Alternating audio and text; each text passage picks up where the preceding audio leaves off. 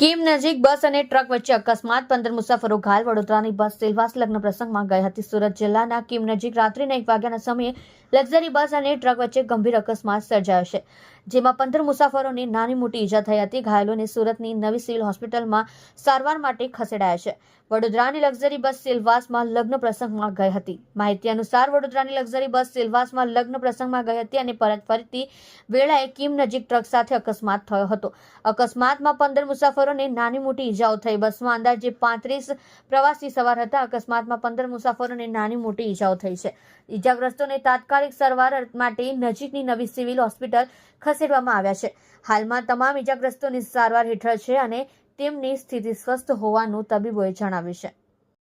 આપ જોઈ રહ્યા છો ગુજરાતની સૌથી પહેલા ખબર આપતી Surat Express News channel director Rajesh Mangleni સાથે।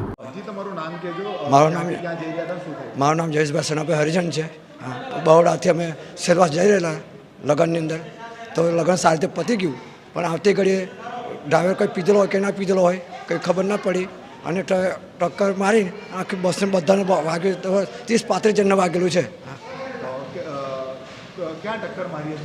હવે ડ્રાઈવર આમાં પાછલી સીટમાં બેઠેલા ખબર નહીં હવે આગળ ટ્રકવાળાની જોડે ઘુસાઈ દીધી ટ્રકવાળો તો ભાગી ગયો છે પણ બસ ત્યાં પડી છે પોલીસ આવી ગયેલી અને પોલીસ કમ્પ્લેન બી થઈ ગયેલી છે।